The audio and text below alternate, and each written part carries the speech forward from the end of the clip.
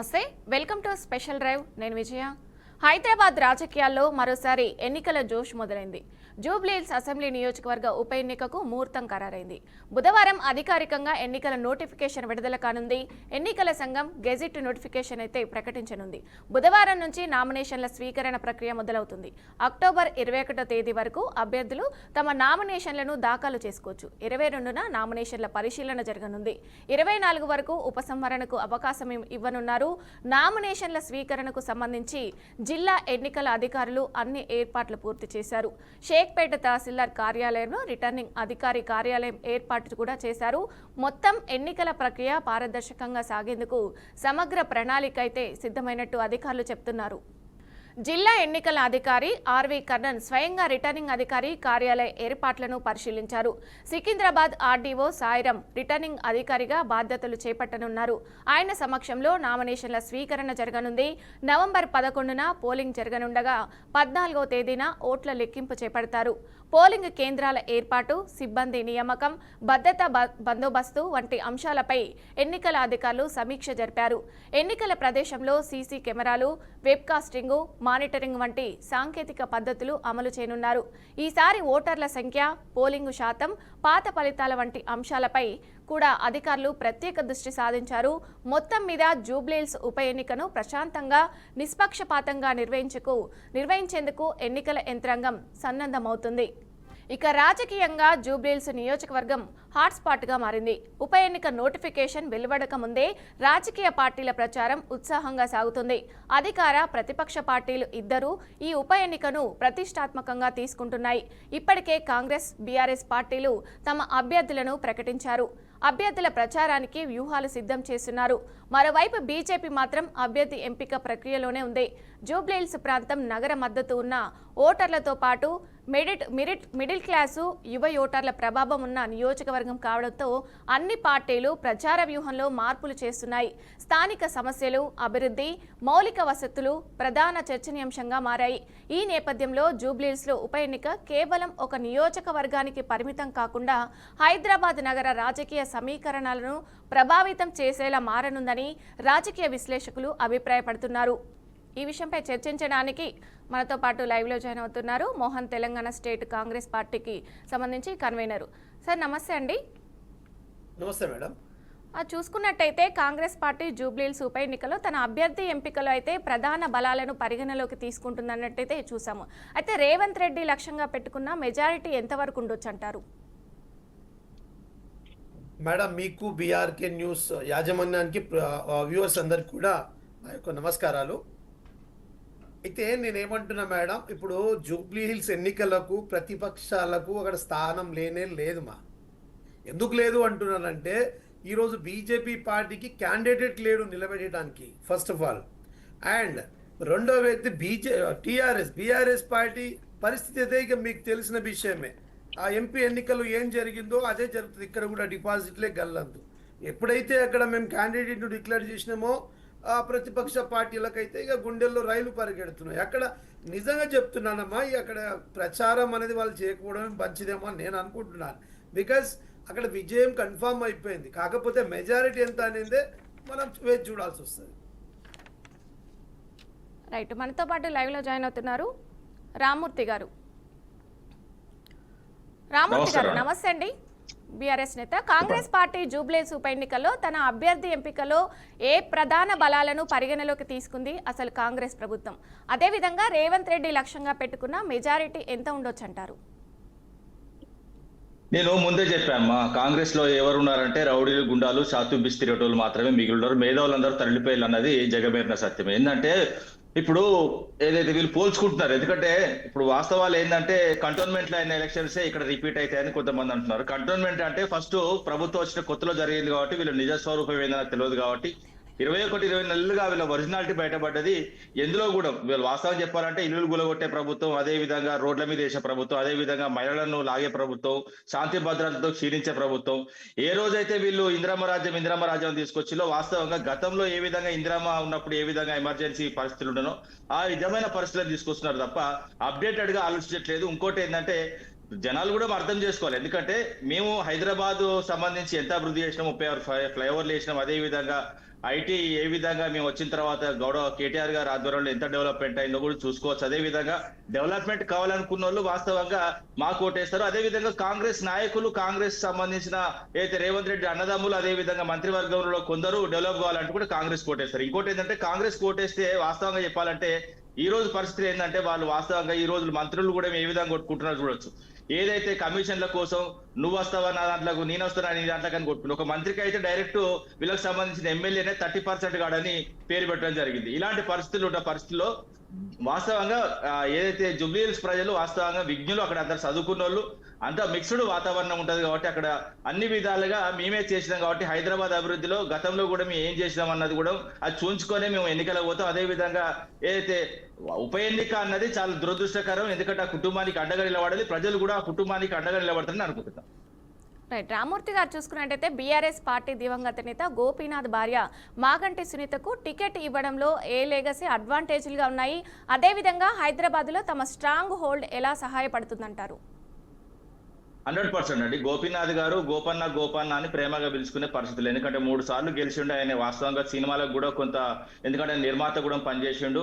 అదే విధంగా ఒక మంచి వ్యక్తిగా, ప్రజాదరణ ఉన్న వ్యక్తిగా, వాళ్ళ కుటుంబం ఏ విధంగా ఎంత డౌన్, వాస్తవంగా చెప్పాలంటే ఎంత డౌన్ లో ఉంటారో తెలుసుకోవచ్చు. ఎప్పుడు కూడా వాళ్ళు ఉన్నతంగా బతకలేదు. అదేవిధంగా ప్రజల మధ్యలో ప్రజల కోసం, ప్రజల మన్నన కోసం జీవించింది తప్ప వ్యక్తిగతంగా వాళ్ళు బతకలేదు. ఆ కుటుంబం చాలా అద్భుతమైన కుటుంబం. ఆ కుటుంబాన్ని వాస్తవంగా బీఆర్ఎస్ పార్టీ ఆదుకుంటుంది. అదే విధంగా ఆ కుటుంబాన్ని ఏదైతే ప్రజల చేతుల్లో పెట్టింది, ప్రజలు ఏ విధంగా వాళ్ళని తీసుకొచ్చి వాళ్ళ సర్వీస్ కి ఉపయోగించుకుంటారు అంతే తప్ప కానీ వేరేలాగా ఆలోచించారండి ప్రజలు. అలాగే రామ్మోహన్ రావు గారు దీనిపై మీరేమంటారు అసలు?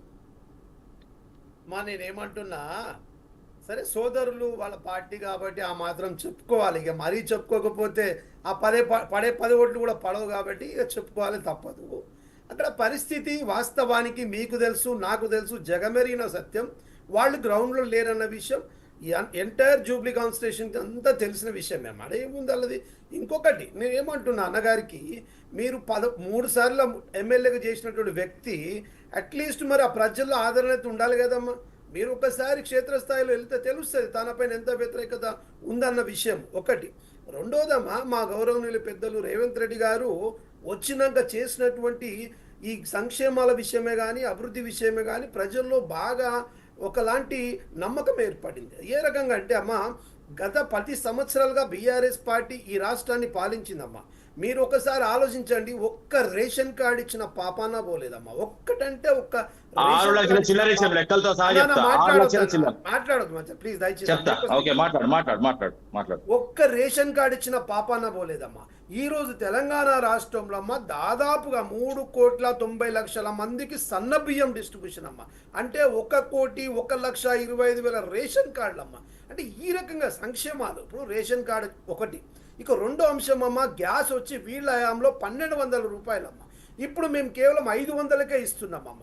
అట్లాగే ఆ మహిళా సోదరిమణులకు కానీ, చదువుకున్న ఆడపిల్లలకే కానీ ఇలా ఆర్టీసీ బస్సే తీసుకోండి, కరెంటే తీసుకోండి, 200 గృహజ్యోతి పథకం కింద 200 కరెంట్ యూనిట్ అది ఫ్రీనే, కరెంట్ బిల్లు ఫ్రీనే, తర్వాత ఆర్టీసీ బస్సు ఫ్రీనే, గ్యాస్ 500కే అండ్ మోర్ దెన్. ఇప్పుడు ఎడ్యుకేషన్ విషయంలో కూడా మా ప్రత్యేక శ్రద్ధ తీసుకొని పిల్లలకు కూడా కాస్మెటిక్ ఛార్జెస్ దాదాపుగా 200% పెంచి, అట్లాగే మెస్ ఛార్జెస్ వచ్చి వాళ్ళకు 40% పెంచి, ఇట్లా చెప్పుకుంటూ పోతే మమ్మ 11 మేము ఈ డిసెంబర్ 9th 2 సంవత్సరాలు అయితే తల్లి మా ప్రభుత్వం వచ్చి, ఇంతకాలం ఇంత షార్ట్ పీరియడ్లో మేము ఇప్పుడు ఏబీసీ వర్గీకరణ తీసుకోండి, అట్లాగే ఈరోజు 42% బీసీ ఆ బిడ్డలకు మేము రిజర్వేషన్ కల్పించాలని మేము ఎంతో ఆశయం కలిగి ఉంటే, ఈ 2 పార్టీలు కూడా బీజేపీ బీఆర్ఎస్ 2 పార్టీలు కూడా వాళ్ళు నోటికాడ బుక్క గుంజుకునేయమ్మా.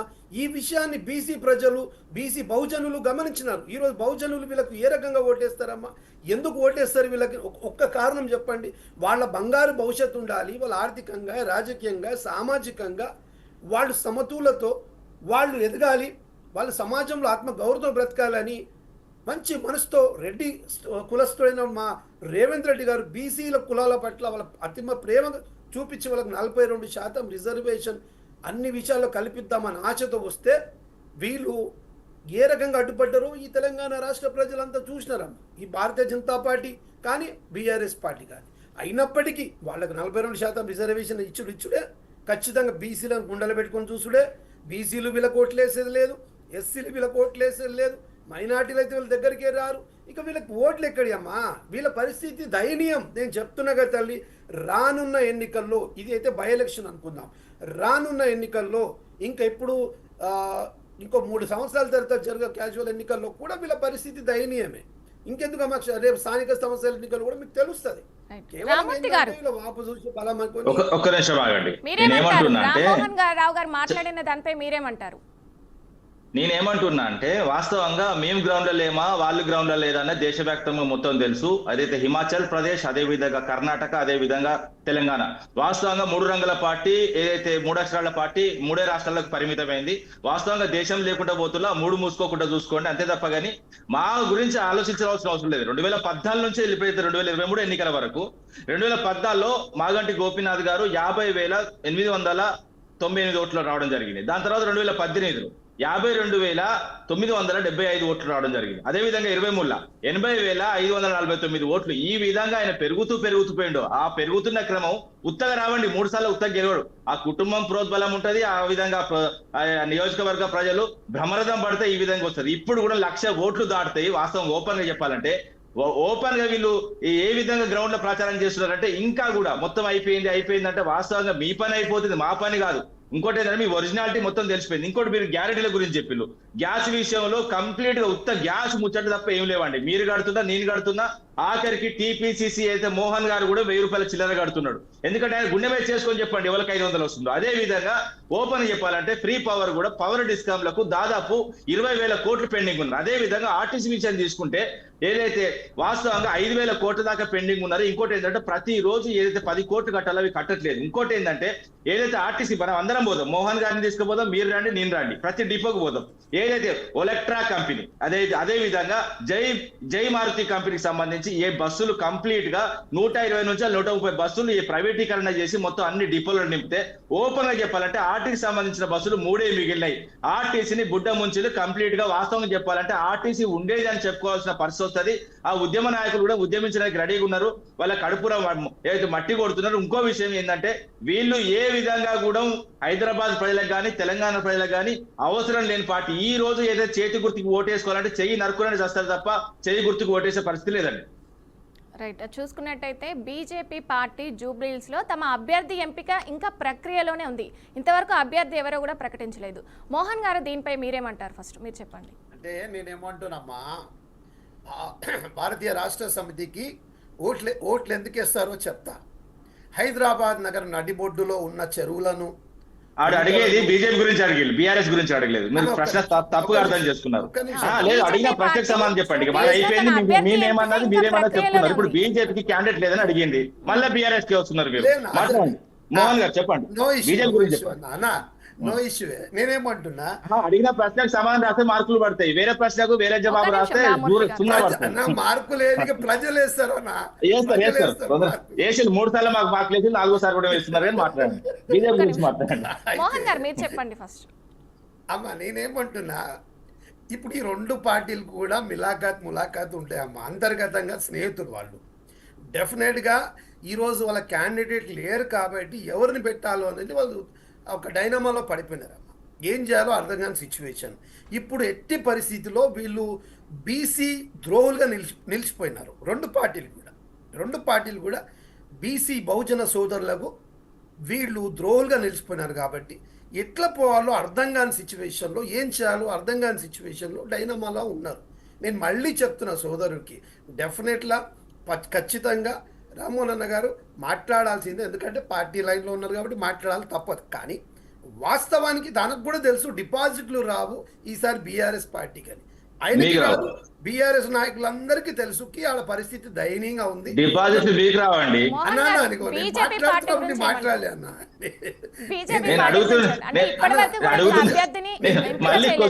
మళ్ళీ రాంగ్ ఆన్సర్ అలాగే మీకు సూటబుల్ ఆన్సర్ ఇస్తే నేనెందుకనే ఇక్కడ. నేనేమంటున్నా సరే, నీ సాటిస్ఫాక్షన్కు మీరు చెప్పొచ్చు, తప్పేం లేదు. కానీ ప్రజలకు తెలుసు తృప్తి పడండి, ఈ విధంగా తృప్తి పడండి లైవ్ లా ఈ విధంగా తృప్తి పడండి, మీరు తృప్తి పడండి. మీరు ఈ లైవ్ లా అన్నా ఎలాగో గ్రౌండ్ లో మీరు లేరు కాబట్టి గ్రౌండ్ లో డిపాజిట్ రావు కాబట్టి కనీసం ఈయన తృప్తి పడండి అన్న, ఈయన తృప్తి పడండి. మాట్లాడండి రామ్మోహన్ అన్న మాట్లాడండి. రైట్. నేనేమంటున్నా మేడం, నేనేమంటున్నా ఈవెన్ మీకు కూడా తెలుసు అక్కడ ఏంది సిచ్యువేషన్ అనేది. సరే మీడియా పక్షాలలో మీరు బయట పెట్టలేరు, కానీ ఉన్న వాస్తవానికి నేను అనుకుంటున్నది మళ్ళీ నేను రిజల్ట్ రోజు నన్ను పిలవండి, 1,00,000 పైన మెజారిటీ రాకపోతే బీఆర్ఎస్ పార్టీకి 1,00,000 వస్తుంది ఖచ్చితంగా. మెజారిటీ చెప్పండి. 1,00,000 పైన 1,00,000 మెజారిటీ బీఆర్ఎస్ పార్టీకి వస్తుందని చెప్పండి. అదే చెప్తున్నారు, బీఆర్ఎస్ పార్టీకి 1,00,000 మెజారిటీ వస్తుందని మోహన్ గారు ఒప్పుకున్నారు లైవ్ లో ఒప్పుకున్నారు. 1,00,000 మెజారిటీ మాకు వస్తుంది. పరిస్థితి లేదు మీకు. థ్యాంక్ యూ వెరీ మచ్ అన్న. 1,00,000 మెజారిటీ మాకు వస్తుందని ఒక్క చెప్పాను. నిమిషం, లెట్ మీ కంప్లీట్ అన్న, లెట్ మీ కంప్లీట్. మేడం నేనేమంటున్నా వింటున్నారా మేడం? వింటున్నా, చెప్పండి మోహన్ గారు. నేనేమంటున్నా రిజల్ట్ నాడు నన్ను పిలవండి, నేను ఓపెన్ ఛాలెంజ్ చెప్తున్నా కదా అన్న. ఇద్దరిని పిలవండి, మా ఇద్దరిని పిలవండి. 1,00,000 మెజారిటీ మాకు వస్తుందా లేకపోతే 1,00,000 మెజారిటీ వాళ్ళకి వస్తుందా మాట్లాడుతున్నాం. నన్ను మాట్లాడిస్తలేవు సోదరాను. లేదండి, నేను అనేది ఏం లేదు. నా థాట్స్ చెప్పని తర్వాత మీరు చెప్పండి.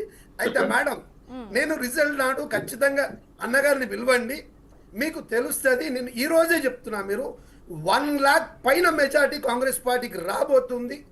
అక్కడ నవీన్ గా అక్కడ భారీ మెజారిటీతో గెలవబోతున్నారు. ఎవరండి, ఎవరన్నారు, ఎవరు గెలవబోతున్నారు? కాంగ్రెస్ పార్టీ అభ్యర్థి గారన్న ఏం పేరు?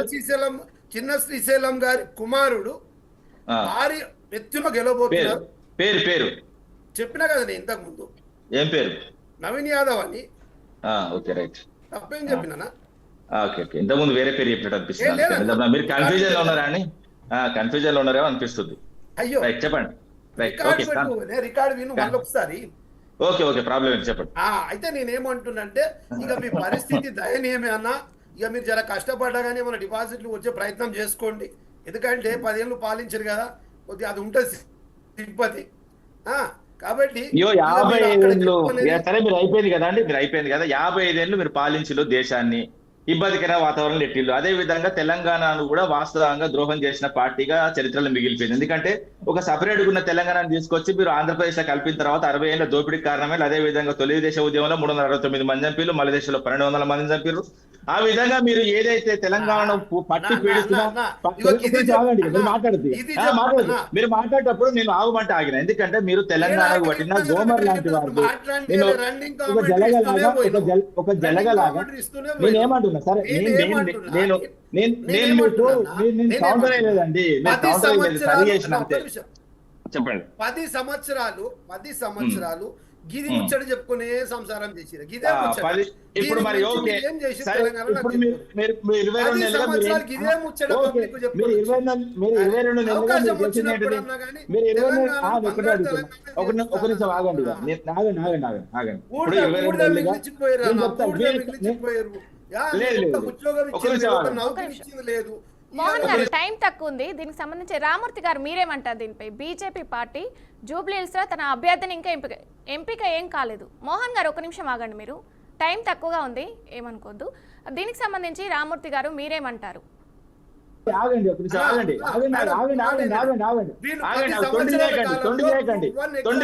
మోహన్ గారు ఒక్క నిమిషం ఆగండి. రామూర్తి గారు మీరు చెప్పండి.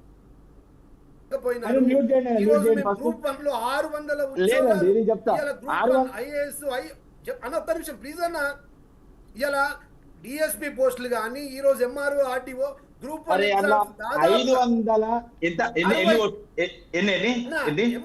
గ్రూప్ 1 ఎగ్జామ్ చెప్తున్నానే. ఎన్ని ఎవరు నోటిఫికేషన్ ఇచ్చింది? అవి మేము రాపించిన 520 మేము రాపించినాము. మీరు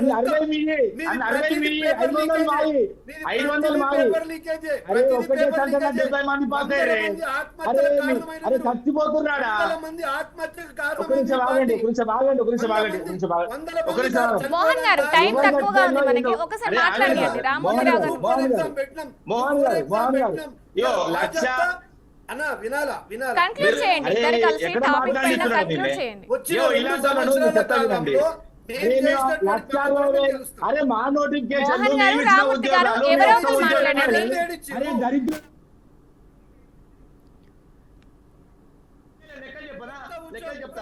ఒకళ్ళు ఆగండి, మోహన్ గారు మీరు ఆగండి. రామూర్తి గారు మీరు చెప్పండి, ఫైనల్ గా ఏమంటారు? అసలు బీజేపీ పార్టీ ఇంతవరకు జూబ్లీస్ లో అభ్యర్థిని ప్రకటించలేదు. సో దీనిపై మీరేమంటారు? టైం తక్కువ ఉంది మనకి, దీనిపై ఒక కంక్లూడన్ ఇవ్వండి. ఎందుకు ప్రకటించలేదంటే రాష్ట్రంలో మిత్రులు, కేంద్రంలో శత్రువులు వీళ్ళు ఇద్దరు కలిసి ఏదైతే బీఆర్ఎస్ పార్టీ తొక్కాలని ప్రయత్నాలు చేస్తున్నారు కాబట్టి ఇంకా కూడా వాళ్ళ సాధ్యం ఉంటుంది. ఇంకోటి రాష్ట్రంలో జరిగేది కూడా ఎంసీఆర్ ప్రభుత్వం, మోడీ, చంద్రబాబు, రేవంత్ రెడ్డి ప్రభుత్వం కాబట్టి వాళ్ళు ఒకటే.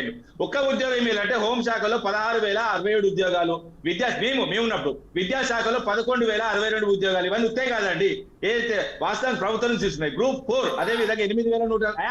నేను చెప్తా వేదిగా మీరు తప్పుడు లెక్క చెప్పకండి. ఇప్పటి కూడా ఇద్దరు పోయింది. నిరుద్యోగులు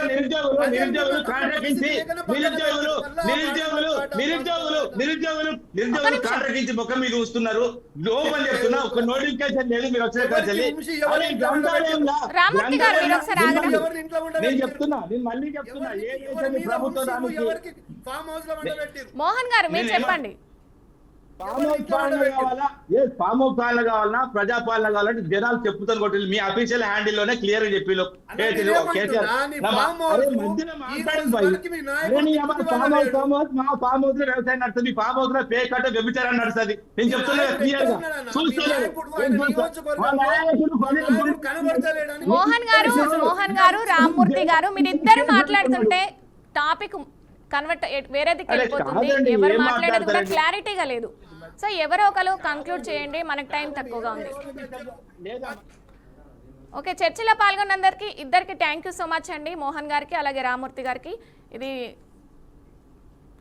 వాళ్ళ special drive. Keep watching BRK news తెలుగుడి సత్తా.